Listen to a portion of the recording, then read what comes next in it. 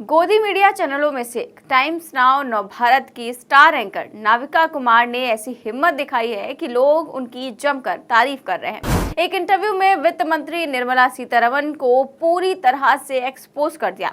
उन्होंने एक ऐसा सवाल पूछा जो आज के समय में पूरा देश पूछ रहा है और पूरा देश जानना चाह रहा है।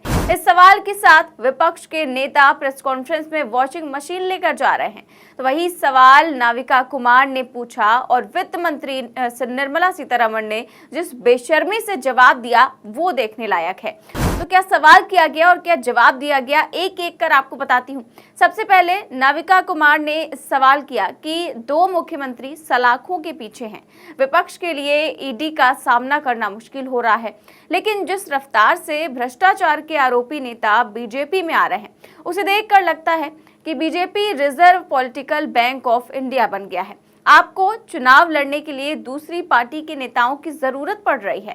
और जब नाविका कुमार ने ये सवाल पूछा और निर्मला सीतारमण इस बात का जवाब देने की बजाय इस सवाल का मजाक बनाते हुए कहती हैं कि बड़ा दिलचस्प सवाल है, इस पर आज रात 9 बजे आपको बहस करनी चाहिए। मतलब इतना गंभीर सवाल पूछा गया और निर्मला सीतारमण उसका मजाक बनाते हुए इसे टालने की कोशिश करती हैं। लेकिन ऐसा लगता है कि नाविका कुमार ने भी ठान ली थी कि आज तो पत्रकारिता करनी ही पड़ेगी। इसीलिए वित्त मंत्री के मजाक उड़ाने पर भी वो रुकती नहीं है और फिर से एक सवाल दागती है कि आप जिन्हें करप्शन का चैंपियन कहते थे वो सब अचानक आपकी पार्टी में आ गए।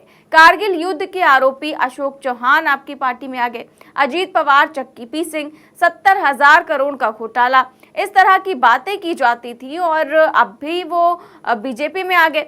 अब कोई चक्की पीसिंग नहीं, अब वो विकास के आइकन बन गए हैं। मैं आपसे पूछना चाहती हूँ कि असल विकास की राजनीति कब शुरू होगी और हिपोक्रेसी कब खत्म होगी। तो इस तरह सीधा और तीखा सवाल फिर से पूछा नाविका कुमार ने बिना बात को इधर उधर घुमाए, जिसके बाद वित्त मंत्री निर्मला सीतारमण जवाब देती है कि असल विकास की राजनीति हो रही है और आगे भी होती रहेगी, कोई भी इसे नहीं बदल सकता। लोगों का बीजेपी में स्वागत है।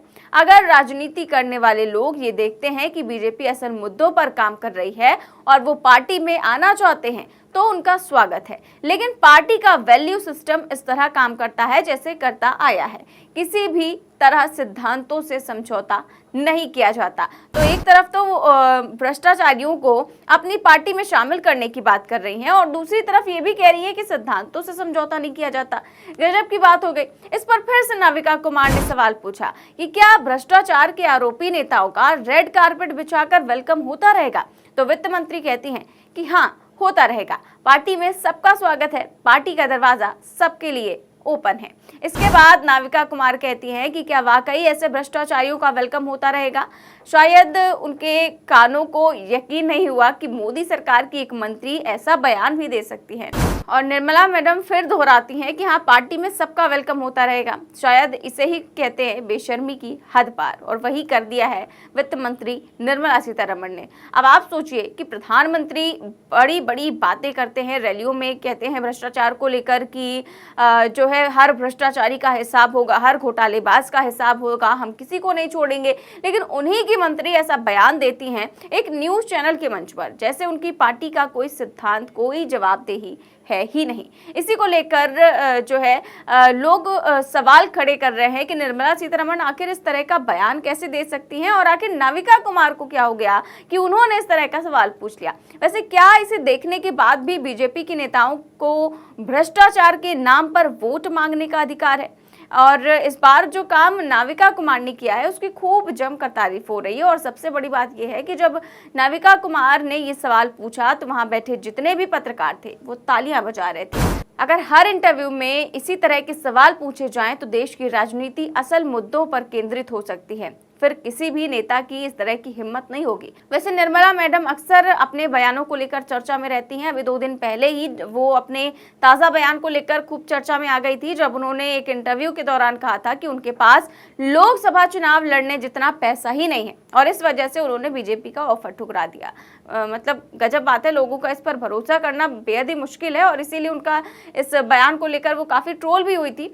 लेकिन निर्मला सीतारमण नरेंद्र मोदी जी के दोनों कार्यकाल में मंत्री रही हैं और दोनों बार राज्यसभा के जरिए ही संसद में पहुंची भी हैं। और इस बार जिस तरह से उन्होंने चुनाव न लड़ने का बहाना जो दिया है कि मेरे पास पैसे नहीं है, वो काफी हास्यास्पद लगता है। वैसे निर्मला सीतारमण भले ही देश के ताजा हालातों पर ना बोले, लेकिन उनके पति अक्सर मोदी सरकार की नाकामियों पर बयान देते नजर आते हैं।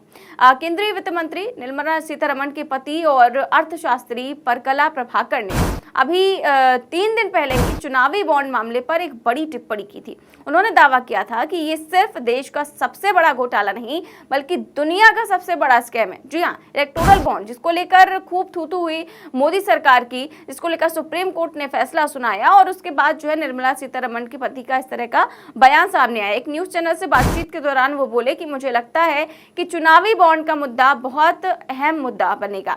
बीजेपी की लड़ाई विपक्षी दलों या फिर और पार्टियों से नहीं होगी, बल्कि इस मुद्दे के चलते असल लड़ाई बीजेपी और भारत के लोगों के बीच नजर आएगी। आगे उन्होंने कहा कि मुझे लगता है कि इलेक्टोरल बॉन्ड से जुड़ा मामला आज की तुलना में कहीं अधिक जोर पकड़ेगा। ये तेजी से आम लोगों तक पहुंच रहा है और अब हर कोई धीरे धीरे समझ रहा है कि ये भारत का ही नहीं बल्कि दुनिया का सबसे बड़ा घोटाला है। ऐसे में मुझे लगता है कि इस मुद्दे के कारण इस सरकार को मतदाताओं की ओर से कड़ी सजा दी जाएगी। तो इस तरह की बात जो है वो निर्मला सीतारमण के पति ने कही, और क्योंकि वो बड़े अर्थशास्त्री हैं इसलिए उनकी बात काफ़ी ज़्यादा वायरल हो रही है। हर न्यूज़ चैनल जो है इसे चला भी रहा है और इसकी खूब चर्चा हो रही है। फिलहाल जिस तरह की चर्चा निर्मला सीतारमण और जो सवाल जवाब हुआ उनके और नाविका कुमार के बीच, इसको लेकर आप क्या सोचते हैं, हम कमेंट बॉक्स में ज़रूर बताएं। चैनल को सब्सक्राइब भी करें और ज्वाइन भी। नमस्कार। कितना हुआ?